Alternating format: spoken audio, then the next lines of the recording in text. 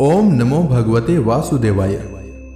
भगवान बृहस्पति देव की पूजा अर्चना के लिए बृहस्पतिवार को व्रत करके बृहस्पतिवार की व्रत कथा सुननी चाहिए।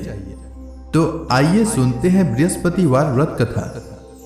यदि आप कथा सुनने के पश्चात ब्राह्मण दक्षिणा, अन्नदान, द्रव्यदान, वस्त्रदान इत्यादि देना चाहते हैं तो स्क्रीन पर दिए गए गूगल पे पर भेज सकते हैं।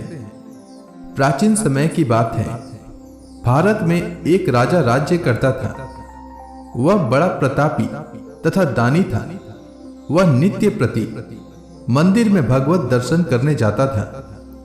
वह ब्राह्मण और गुरु की सेवा किया करता था। उसके द्वार से कोई भी याचक निराश होकर नहीं लौटता था। वह प्रत्येक गुरुवार को व्रत रखता एवं पूजन करता था। हर दिन गरीबों की सहायता करता था। परंतु यह सब बातें उसकी रानी को अच्छी नहीं लगती थी। वह न तो व्रत करती और न किसी को एक भी पैसा दान में देती थी। वह राजा से भी ऐसा करने को मना किया करती थी। एक समय की बात है कि राजा शिकार खेलने वन को चले गए। घर पर रानी और दासी थी। उस समय गुरु बृहस्पति साधु का रूप धारण कर राजा के दरवाजे पर भिक्षा मांगने आए। साधु ने रानी से भिक्षा मांगी तो वह कहने लगी, हे साधु महाराज, मैं इस दान और पुण्य से तंग आ गई हूं। इस कार्य के लिए तो मेरे पति देव ही बहुत हैं। अब आप ऐसी कृपा करें कि सारा धन नष्ट हो जाए तथा मैं आराम से रह सकूं। साधु रूपी बृहस्पति देव ने कहा, हे देवी, तुम बड़ी विचित्र हो। संतान और धन से कोई दुखी नहीं होता है, इसको सभी चाहते हैं। पापी भी पुत्र और धन की इच्छा करता है। अगर तुम्हारे पास धन अधिक है तो भूखे मनुष्यों को भोजन कराओ, प्याऊ लगाओ, ब्राह्मणों को दान दो, धर्मशालाएं बनवाओ, कुआं, तालाब, बावड़ी, बाग, बगीचे आदि का निर्माण कराओ तथा निर्धनों की कुंवारी कन्याओं का विवाह कराओ, साथ ही यज्ञादि करो। इस प्रकार के कर्मों से आपके कुल का और आपका नाम परलोक में सार्थक होगा एवं स्वर्ग की प्राप्ति होगी। परंतु रानी साधु की इन बातों से खुश नहीं हुई। उसने कहा, हे साधु महाराज, मुझे ऐसे धन की आवश्यकता नहीं जिसको मैं अन्य लोगों को दान दूं तथा जिसको रखने और संभालने में ही मेरा सारा समय नष्ट हो जाए। साधु ने कहा, हे देवी, यदि तुम्हारी ऐसी ही इच्छा है तो जैसा मैं तुम्हें बताता हूं तुम वैसा ही करना। बृहस्पतिवार के दिन घर को गोबर से लिपना, अपने केसों को पीली मिट्टी से धोना, केसों को धोते समय स्नान करना, राजा से कहना वह हजामत करवाए, भोजन में मांस मदिरा खाना, कपड़ा धोबी के यहां धुलने देना। इस प्रकार 7 बृहस्पतिवार करने से तुम्हारा सारा धन नष्ट हो जाएगा। यह कहकर साधु महाराज रूपी बृहस्पति देव अंतर्धान हो गए। रानी ने साधु के कहने के अनुसार 7 बृहस्पतिवार तक वैसा ही करने का विचार किया। साधु के बताए अनुसार कार्य करते हुए केवल 3 बृहस्पतिवार ही बीते थे कि उसकी समस्त धन संपत्ति नष्ट हो गई। भोजन के लिए दोनों समय परिवार तरसने लगा तथा सांसारिक भोगों से दुखी रहने लगा। तब वह राजा रानी से कहने लगा कि हे रानी, तुम यहां पर रहो, मैं दूसरे देश को जाता हूं, क्योंकि यहां पर मुझे सभी मनुष्य जानते हैं, इसलिए मैं यहां कोई छोटा कार्य नहीं कर सकता। मैं अब परदेश जा रहा हूं, वहां कोई काम धंधा करूंगा, शायद हमारे भाग्य बदल जाए। ऐसा कहकर राजा परदेश चला गया। वह वहां जंगल से लकड़ी काट कर लाता और शहर में बेचता। इस तरह जीवन व्यतीत करने लगा। इधर राजा के बिना रानी और दासियां दुखी रहने लगी। किसी दिन भोजन मिलता और किसी दिन जल पीकर ही रह जाती। एक समय रानी और दासियों को 7 दिन बिना भोजन के व्यतीत करना पड़ा। तो रानी ने अपनी दासी से कहा, हे दासी, यहां पास के नगर में मेरी बहन रहती है। वह बड़ी धनवान है। तू उसके पास जा और वहां से 5 सेर बेजर मांग कर ले आ, जिससे कुछ समय के लिए गुजर हो जाएगा। दासी रानी की बहन के पास गई। रानी की बहन उस समय पूजा कर रही थी। बृहस्पतिवार का दिन था। दासी ने रानी की बहन से कहा, हे रानी, मुझे आपकी बहन ने भेजा है, मुझे 5 सेर बेजर दे दो। दासी ने यह बात अनेक बार कही, परंतु रानी की बहन ने कोई उत्तर नहीं दिया, क्योंकि वह उस समय बृहस्पतिवार की कथा सुन रही थी। जब दासी को रानी की बहन से कोई उत्तर नहीं मिला तो वह बहुत दुखी हुई। उसे क्रोध भी आया। वह लौटकर रानी से बोली, हे रानी, आपकी बहन बहुत ही धनी स्त्री है। वह छोटे लोगों से बात भी नहीं करती। मैंने उससे कहा तो उसने कोई उत्तर नहीं दिया। मैं वापस चली आई। रानी बोली, हे दासी, इसमें उसका कोई दोष नहीं है। जब बुरे दिन आते हैं तब कोई सहारा नहीं देता। अच्छे बुरे का पता विपत्ति में ही लगता है। जो ईश्वर की इच्छा होगी वही होगा। यह सब हमारे भाग्य का दोष है। उधर रानी की बहन ने सोचा कि मेरी बहन की दासी आई थी, परंतु मैं उससे कुछ नहीं बोली। इससे वह बहुत दुखी हुई होगी। अतः कथा सुन और विष्णु भगवान का पूजन समाप्त कर वह अपनी बहन के घर आई और कहने लगी, हे बहन, मैं बृहस्पतिवार का व्रत कर रही थी। तुम्हारी दासी हमारे घर गई थी, परंतु जब तक कथा होती है तब तक हम लोग न तो उठते हैं और न बोलते हैं, इसलिए मैं नहीं बोली। कहो दासी क्यों गई थी? रानी बोली, बहन, हमारे घर अनाज नहीं था। वैसे तुमसे कोई बात छिपी नहीं है। इस कारण मैंने दासी को तुम्हारे पास 5 सेर बेजर लेने के लिए भेजा था। रानी की बहन बोली, बहन, देखो, बृहस्पति भगवान सबकी मनोकामना पूर्ण करते हैं। देखो, शायद तुम्हारे घर में अनाज रखा हो। यह सुनकर दासी घर के अंदर गई तो वहां उसे एक घड़ा बेजर का भरा मिल गया। उसे बड़ी आश्चर्य हुई, क्योंकि उसने एक एक बर्तन देख लिया था। उसने बाहर आकर रानी को बताया। दासी अपनी रानी से कहने लगी, हे रानी, देखो, वैसे हमको जब अन्न नहीं मिलता तो हम रोज ही व्रत करते हैं। अगर इनसे व्रत की विधि और कथा पूछ ली जाए तो उसे हम भी किया करेंगे। दासी के कहने पर रानी ने अपनी बहन से बृहस्पतिवार व्रत के बारे में पूछा। उसकी बहन ने बताया, हे रानी बहन, बृहस्पतिवार को सूर्योदय से पूर्व उठकर स्नान करके बृहस्पतिवार का व्रत करना चाहिए, लेकिन उस दिन सिर नहीं धोना चाहिए।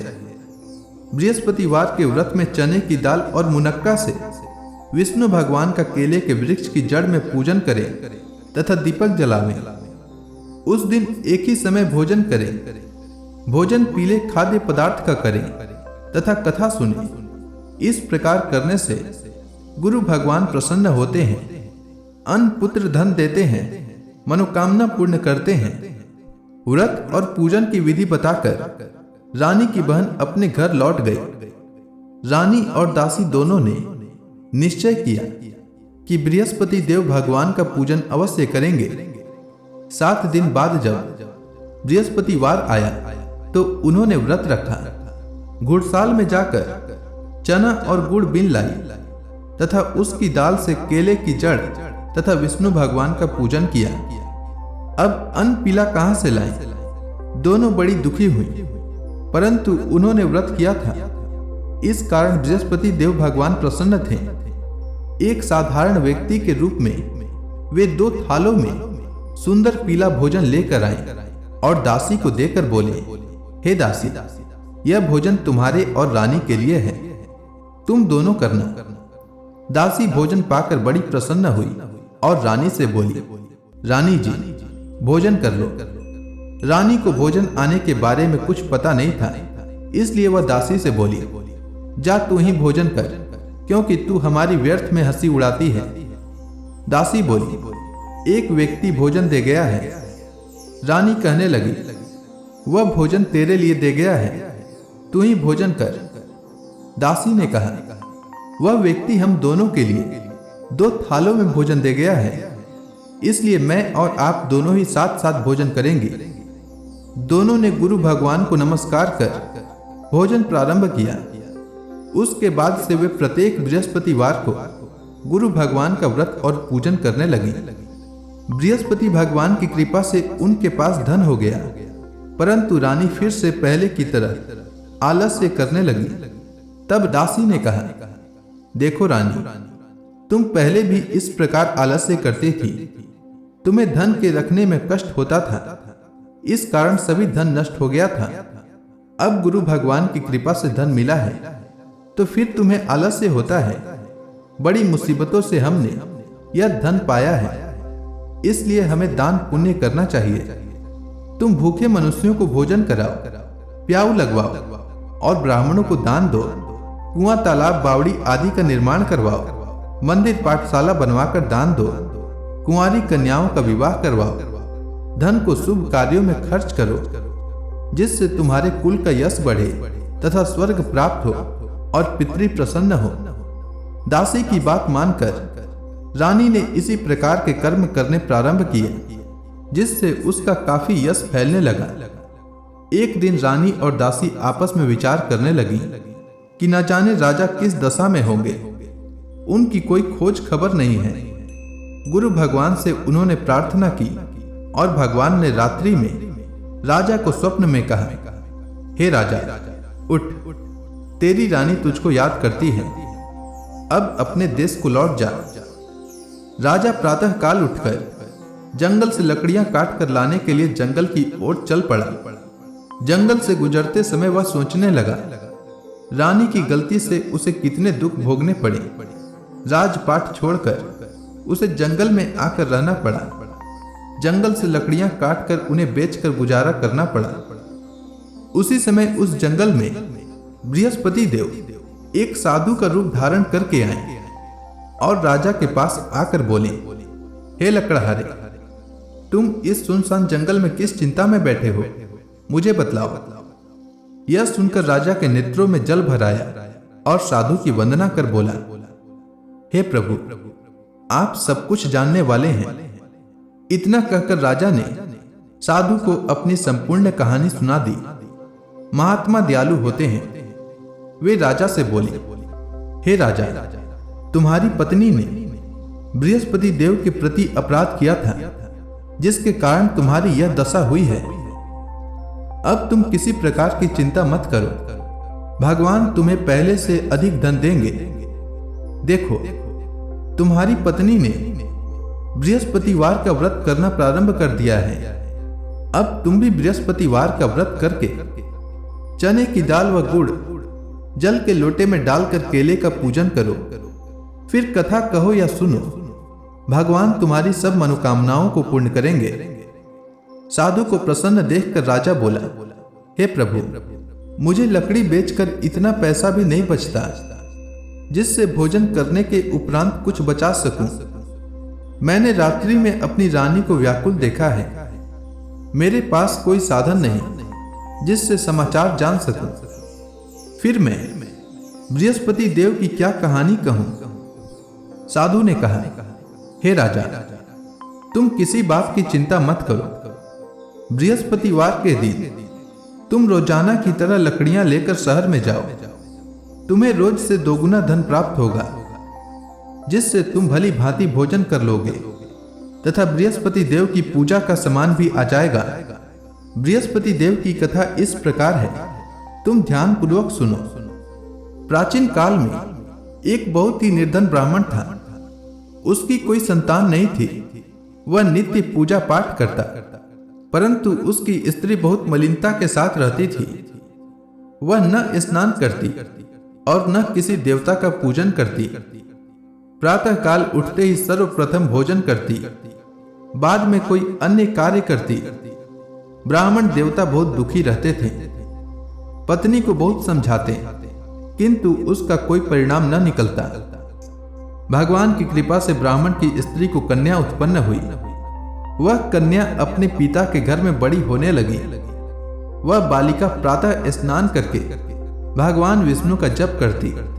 वह बचपन से ही बृहस्पतिवार का व्रत भी करने लगी। पूजा पाठ समाप्त कर विद्यालय जाती तो अपनी मुट्ठी में जौ भर कर ले जाती और पाठशाला जाने के मार्ग में डालती जाती। वही जौ स्वर्ण के हो जाते तो लौटते समय उनको बीनकर घर ले आती। एक दिन वह बालिका सूप में उन सोने के जौ को फटक कर साफ कर रही थी। तभी उसकी मां ने देख लिया और कहा, हे बेटी, सोने के जौ को फटकने के लिए सोने का सूप होना चाहिए। दूसरे दिन गुरुवार था। इस कन्या ने व्रत रखा और बृहस्पति देव से प्रार्थना करके कहा, हे प्रभु, यदि मैंने सच्चे मन से आपकी पूजा की हो तो मुझे सोने का सूप दे दो। बृहस्पति देव ने उसकी प्रार्थना को स्वीकार कर ली। रोजाना की तरह वह कन्या जौ फैलाती हुई विद्यालय चली गई। विद्यालय से लौटकर जब वह जौ बीन रही थी तो बृहस्पति देव की कृपा से उसे सोने का सूप मिला। उसे वह घर ले आई और उससे जौ साफ करने लगी, परंतु उसकी मां का वही ढंग रहा। एक दिन की बात है, वह कन्या सोने के सूप में जौ साफ कर रही थी। उस समय उस नगर का राजकुमार वहां से होकर निकला। इस कन्या के रूप और सोने के सूप में जौ को साफ करते देखकर वह उस कन्या पर मोहित हो गया। राजमहल आकर वह भोजन तथा जल त्याग कर उदास होकर लेट गया। राजा को जब राजकुमार द्वारा अन्न जल त्यागने का समाचार ज्ञात हुआ तो अपने मंत्रियों के साथ वह अपने पुत्र के पास गए और बोले, हे पुत्र, तुम्हें किस बात का कष्ट है? किसी ने अपमान किया है अथवा कोई और कारण है? मुझे बताओ, मैं वही करूंगा जिससे तुम्हें प्रसन्नता हो। राजकुमार ने अपने पिता की बातें सुनी तो वह बोला, मुझे आपकी कृपा से किसी बात का दुख नहीं है।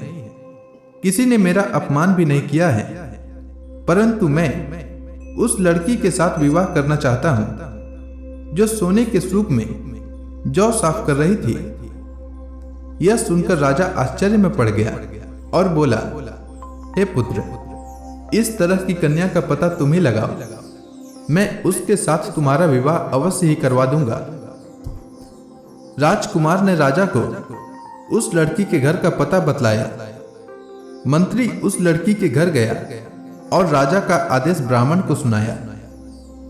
कुछ ही दिन बाद ब्राह्मण की कन्या का विवाह राजकुमार के साथ संपन्न हो गया। कन्या के घर से जाते ही उस ब्राह्मण देवता के घर में पहले की ही भांति गरीबी का वास हो गया। अब भोजन के लिए भी अन्न बड़ी मुश्किल से मिलता था। एक दिन दुखी होकर ब्राह्मण अपनी पुत्री से मिलने गया। बेटी ने पिता के दुख की अवस्था को देखा और अपनी मां का समाचार पूछा। ब्राह्मण ने सभी हाल कहा। कन्या ने बहुत सा धन देकर अपने पिता को विदा कर दिया। इस तरह ब्राह्मण का कुछ समय सुखपूर्वक व्यतीत हुआ, लेकिन कुछ दिन बाद फिर वही हाल हो गया। ब्राह्मण फिर अपनी कन्या के यहां गया और सभी हाल कहा तो पुत्री बोली, हे पिताजी, आप माता जी को यहां लिवा लाओ। मैं उन्हें वह विधि बता दूंगी जिससे गरीबी दूर हो जाए। ब्राह्मण देवता अपनी स्त्री को साथ लेकर अपनी पुत्री के पास राजमहल पहुंचे तो पुत्री अपनी माता को समझाने लगी, हे मां, तुम प्रातःकाल उठकर प्रथम स्नान आदि करके विष्णु भगवान का पूजन करो तो सब दरिद्रता दूर हो जाएगी। परंतु उसकी मां ने उसकी एक बात नहीं मानी। वह प्रातः काल उठकर अपनी पुत्री का बचा जूठन खा लेती थी। एक दिन उसकी पुत्री को बहुत क्रोध आया।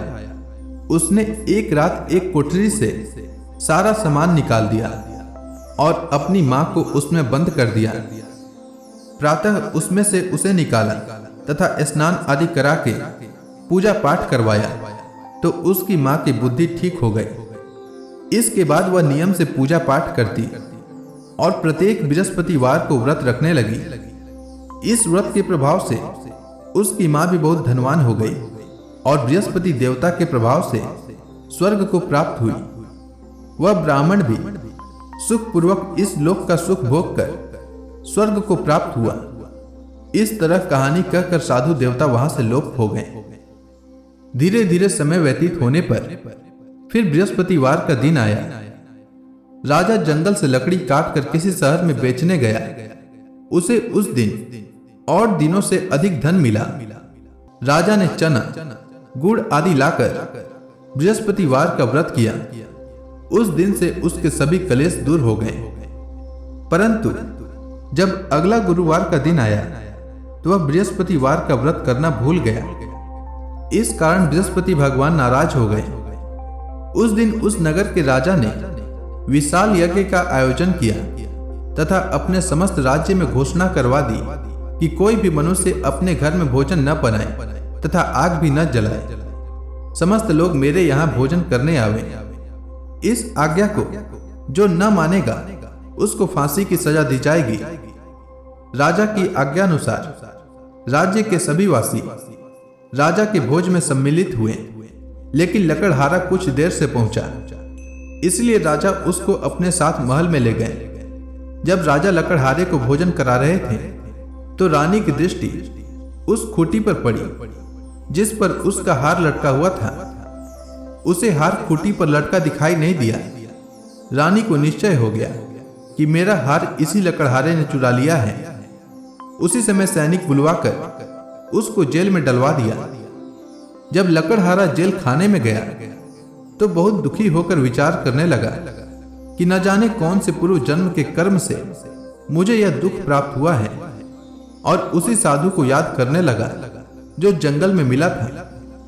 तत्काल बृहस्पति देव साधु के रूप में प्रकट हो गए और उसकी दशा को देखकर कहने लगे, अरे मूर्ख, तूने बृहस्पति देवता की कथा नहीं कही, इसी कारण तुझे दुख प्राप्त हुआ है। अब चिंता मत कर। बृहस्पतिवार के दिन जेल खाने के दरवाजे पर 4 पैसे पड़े मिलेंगे। उनसे तू बृहस्पति देव की पूजा करना तो तेरे सभी कष्ट दूर हो जाएंगे। अगले बृहस्पतिवार को उसे जेल के द्वार पर 4 पैसे मिले। राजा ने पूजा का सामान मंगवाकर कथा कही और प्रसाद बांटा। उसी रात्रि को बृहस्पति देव ने उस नगर के राजा को स्वप्न में कहा, हे राजा, तूने जिस आदमी को जेल खाने में बंद कर दिया है वह निर्दोष है, वह राजा है, उसे छोड़ देना। रानी का हार उसी खूंटी पर लटका हुआ है। अगर तू ऐसा नहीं करेगा तो मैं तेरे राज्य को नष्ट कर दूंगा।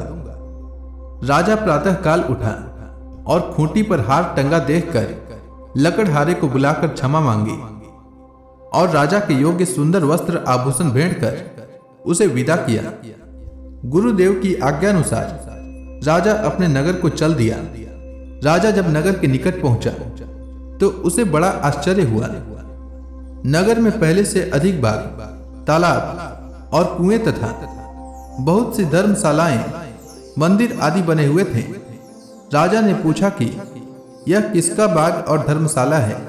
तब नगर के सब लोग कहने लगे कि यह सब रानी और दासी द्वारा बनाए गए हैं। राजा को आश्चर्य हुआ और क्रोध भी आया। जब रानी को पता चला कि राजा आ रहे हैं तो उसने अपनी दासी से कहा, हे दासी, देख, राजा हमको कितनी बुरी हालत में छोड़ गए थे। वह हमारी ऐसी हालत देखकर लौट न जाए, इसलिए तू दरवाजे पर खड़ी हो जा। रानी की आज्ञानुसार दासी दरवाजे पर खड़ी हो गई। जब राजा आए तो उन्हें अपने साथ महल में लिवा लाई। तब राजा ने क्रोध करके अपनी तलवार निकाली और पूछने लगा, बताओ, यह धन तुम्हें कैसे प्राप्त हुआ है। तब रानी ने बताया, हमें यह सब धन बृहस्पति देव के व्रत के प्रभाव से प्राप्त हुआ है। राजा ने तब निश्चय किया कि 7 रोज बाद तो सभी बृहस्पति देव का पूजन करते हैं, परंतु मैं रोजाना दिन में 3 बार कथा कहा करूंगा तथा रोज व्रत किया करूंगा। अब हर समय राजा के दुपट्टे में चने की दाल बंधी रहती तथा दिन में 3 बार कथा कहता। एक रोज राजा ने विचार किया कि चलो अपनी बहन के यहाँ हो आवे। इस तरह का निश्चय कर राजा घोड़े पर सवार हो अपनी बहन के यहाँ चल दिया। मार्ग में उसने देखा कि कुछ आदमी एक मुर्दे को लिए जा रहे हैं। उन्हें रोककर राजा कहने लगा, अरे भाइयों, मेरी बृहस्पतिवार की कथा सुन लो। वे बोले, लो, हमारा तो आदमी मर गया है, इसको अपनी कथा की पड़ी है। परंतु कुछ आदमी बोले, अच्छा कहो, हम तुम्हारी कथा भी सुनेंगे। राजा ने दाल निकाली और कथा कहनी शुरू कर दी। जब कथा आधी हुई तो मुर्दा हिलने लगा, और जब कथा समाप्त हुई तो राम राम करते हुए वह मुर्दा खड़ा हो गया। राजा आगे बढ़ा, उसे चलते चलते शाम हो गई। आगे मार्ग में उसे एक किसान खेत में हल चलाता मिला। राजा उससे बोला, अरे भैया, तुम मेरी बृहस्पतिवार की कथा सुन लो। किसान बोला, जब तक मैं तेरी कथा सुनूंगा तब तक 4 हरया जोत लूंगा। जा अपनी कथा किसी और को सुनाना। राजा आगे चलने लगा। राजा के हटते ही बैल पछाड़ खाकर गिर गए तथा किसान के पेट में बहुत जोर से दर्द होने लगा। उसी समय किसान की मां रोटी लेकर आई। उसने जब यह देखा तो अपने पुत्र से सब हाल पूछा। बेटे ने सभी हाल बता दिया। बुढ़िया दौड़ी दौड़ी उस घुड़सवार के पास गई और उससे बोली, मैं तेरी कथा सुनूंगी, तू अपनी कथा मेरे खेत पर चलकर कहना। राजा ने लौटकर बुढ़िया के खेत पर जाकर कथा कही, जिसके सुनते ही बैल खड़े हो गए तथा किसान के पेट का दर्द भी बंद हो गया। राजा अपनी बहन के घर पहुंच गया। बहन ने भाई की खूब मेहमानी की। दूसरे रोज प्रातः काल राजा जगा तो वह देखने लगा कि सब लोग भोजन कर रहे हैं। राजा ने अपनी बहन से जब पूछा कि ऐसा कोई मनुष्य है जिसने भोजन नहीं किया हो, जो मेरी बृहस्पतिवार की कथा सुन ले, तो बहन बोली, हे भैया, यह देश ऐसा ही है। पहले यहाँ के लोग भोजन करते हैं, बाद में अन्य काम करते हैं। अगर पड़ोस में कोई हो तो देख आती हूँ। ऐसा कहकर बहन देखने चली, परंतु उसे कोई भी ऐसा व्यक्ति नहीं मिला जिसने भोजन न किया हो। वह एक कुम्हार के घर गई जिसका लड़का बीमार था। उसे पता चला कि उसके यहाँ 3 दिन से किसी ने भोजन नहीं किया है। रानी ने अपने भाई की कथा सुनने के लिए कुम्हार से कहा। वह तैयार हो गया। राजा ने जाकर बृहस्पतिवार की कथा कही, जिसको सुनकर उसका लड़का ठीक हो गया। अब तो राजा की प्रशंसा होने लगी। एक दिन राजा ने अपनी बहन से कहा, हे बहन, मैं अपने घर जाऊंगा, तुम भी तैयार हो जाओ। राजा की बहन ने अपनी सास से अपने भाई के साथ जाने की आज्ञा मांगी। सास बोली, चली जा, परंतु अपने लड़कों को मत ले जाना, क्योंकि तेरे भाई को कोई संतान नहीं होती है। बहन ने अपने भाई से कहा, हे भैया, मैं तो चलूंगी, परंतु कोई बालक नहीं जाएगा। राजा ने कहा, जब कोई बालक नहीं चलेगा तब तुम जाकर ही क्या करोगी। दुखी मन से राजा अपने नगर को लौट आया। राजा ने अपनी रानी से कहा, हम निसंतान हैं, इसीलिए कोई हमारे घर आना पसंद नहीं करता। इतना कह वह बिना भोजन आदि किए शैया पर लेट गया। रानी बोली, हे प्रभु, बृहस्पति देव ने हमें सब कुछ दिया है, वे हमें संतान भी अवश्य देंगे। उसी रात बृहस्पति देव ने राजा को स्वप्न में कहा, हे राजा, उठ, सभी सोच त्याग दे, तेरी रानी गर्भवती है। राजा को यह जानकर बड़ी खुशी हुई। 9वें महीने रानी के गर्भ से एक सुंदर पुत्र उत्पन्न हुआ। जब राजा की बहन ने यह शुभ समाचार सुना तो वह बहुत खुश हुई तथा बधाई लेकर अपने भाई के यहाँ आई। तभी रानी ने कहा, घोड़ा चढ़कर नहीं आई, गधा चढ़ी आई। राजा की बहन बोली, भाई, मैं इस प्रकार न कहती तो तुम्हें संतान कैसे मिलती। बृहस्पति देव ऐसे ही हैं, जिसके मन में जो कामनाएं रहती है सभी को पूर्ण करते हैं। जो सद्भावना पूर्वक बृहस्पतिवार का व्रत कथा करता है एवं पढ़ता है अथवा सुनता है और दूसरों को सुनाता है, बृहस्पति देव उसकी सभी मनोकामना पूर्ण करते हैं। बृहस्पति देव उसकी सदैव रक्षा करते हैं। जो संसार में सद्भावना व सच्चे हृदय से बृहस्पति देव का पूजन करते हैं, उनकी सभी मनोकामनाएं उसी प्रकार पूर्ण होती है जैसे रानी और राजा ने बृहस्पति देव की कथा का गुणगान किया उनकी सभी इच्छाएं बृहस्पति देव ने पूर्ण की। मनुष्य को हृदय से उनका मनन करते हुए जयकारा करना चाहिए। तो प्रेम से बोलिए बृहस्पति भगवान की जय, विष्णु भगवान की जय, माता लक्ष्मी की जय। अब आप सभी भक्तगण हाथ जोड़कर भगवान विष्णु का ध्यान करें। आरती होने वाली है। ओम जय जगदीश हरे, स्वामी जय जगदीश हरे। भक्त जनों के संकट, भक्त जनों के संकट क्षण में दूर करे। ओम जय जगदीश हरे। जो ध्यावे फल पावे, दुख बिन से मन का। सुख संपत्ति घर आवे, कष्ट मिटे तन का। ओम जय जगदीश हरे। मात पिता तुम मेरे, शरण गहूँ मैं किसकी। प्रभु शरण गहूँ मैं किसकी। तुम बिन और न दूजा, तुम बिन और न दूजा। आस करूं मैं किसकी। ओम जय जगदीश हरे। तुम पूरन परमात्मा, तुम अंतर्यामी। प्रभु तुम अंतर्यामी। पार ब्रह्म परमेश्वर, तुम सबके स्वामी। ओम जय जगदीश हरे। तुम करुणा के सागर, तुम पालन करता। प्रभु तुम पालन करता। मैं मूरख खल कामी, मैं मूरख खल कामी। कृपा करो भरता। ओम जय जगदीश हरे। तुम हो एक अगोचर, सबके प्राणपति। प्रभु सबके प्राणपति।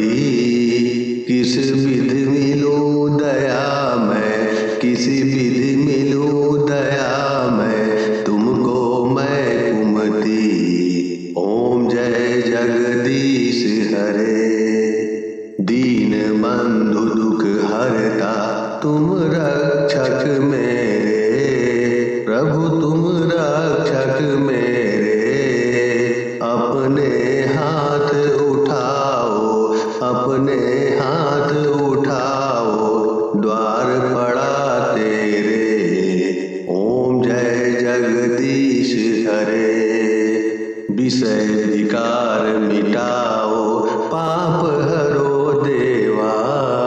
प्रभु पाप हरो देवा। श्रद्धा भक्ति बढ़ाओ, सनातन की सेवा। ओम जय जगदीश हरे। तन मन धन सब तेरा, स्वामी सब कुछ है तेरा। स्वामी सब कुछ है तेरा। तेरा तुझको अर्पण, तेरा तुझको अर्पण। क्या लागे मेरा। ओम जय जगदीश हरे।